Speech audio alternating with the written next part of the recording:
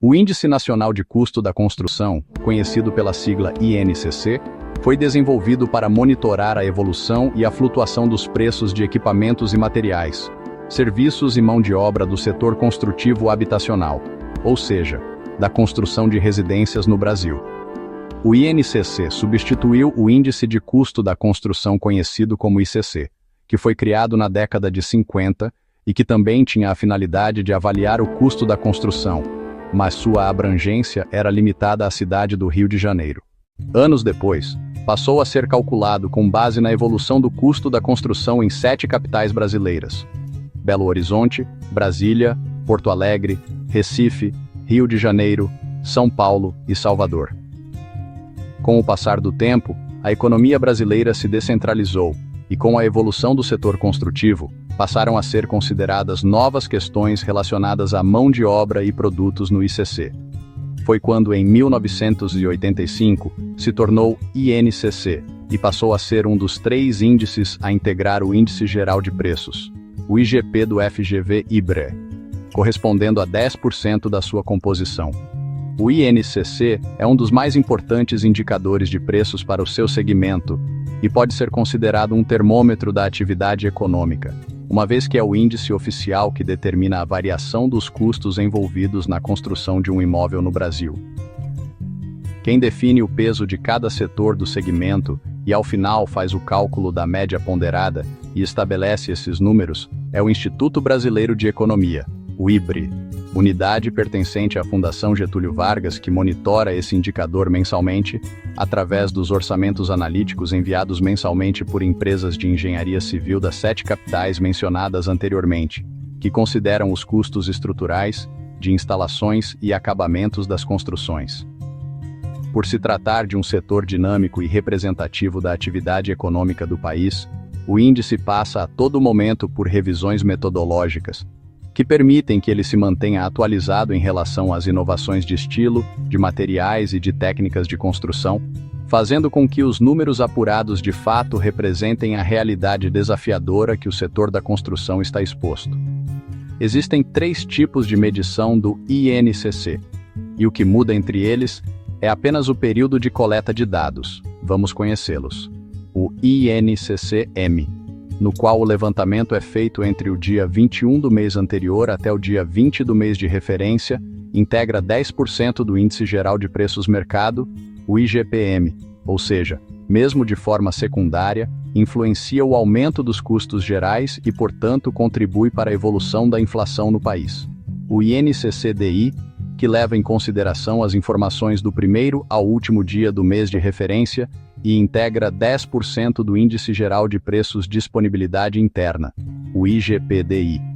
E por fim, o INCC-10, que compõe 10% do Índice Geral de Preços, o IGP-10, e ocorre entre o dia 11 do mês anterior até o dia 10 do mês analisado. Entender e acompanhar as flutuações do INCC ajuda a interpretar a real situação da economia, uma vez que o índice está diretamente ligado à construção civil, que é uma das primeiras áreas a sofrer quando a vida financeira do país não vai bem. Além disso, o acompanhamento constante e a correta interpretação desses dados pode prevenir surpresas com reajustes contratuais, já que uma das principais aplicações do INCC é o reajuste de contratos imobiliários, nos quais as parcelas do período de construção seguem este índice, o que pode provocar alterações das condições nas quais o imóvel foi comprado, frustrando muitas vezes a expectativa relacionada à rentabilidade do investimento. Afinal, quando alguém compra, por exemplo, um apartamento na planta, além da aquisição de um bem, também está financiando a construção do empreendimento. É aí que entra o INCC, para garantir que o valor do imóvel acompanhe o aumento dos custos de construção, dando segurança ao construtor que continua com poder de compra para a aquisição de materiais e para a contratação de serviços e mão de obra,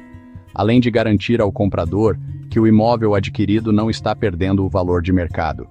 Por ser a responsável pela atualização dos valores da construção, a correção do saldo devedor pelo INCC só é feita durante o período que antecede a entrega das chaves, enquanto os pagamentos são feitos diretamente para a construtora.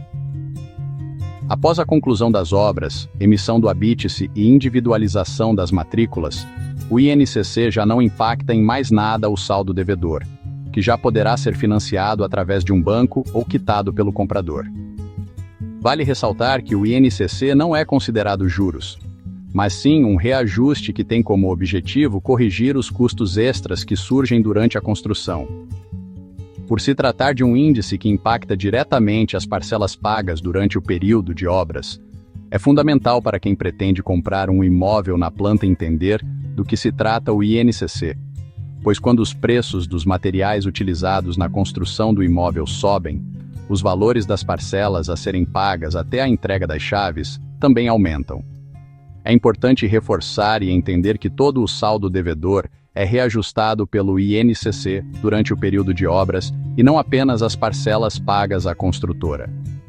Quem não entende ou ignora este fato, quase sempre se surpreende após a finalização da obra, quando chega o momento de contratar o financiamento e se depara com o saldo devedor a ser financiado bem superior ao que constava no contrato de compra do imóvel, o que pode obrigar o comprador a comprovar uma renda maior do que a que era exigida no momento que assinou o contrato de compra.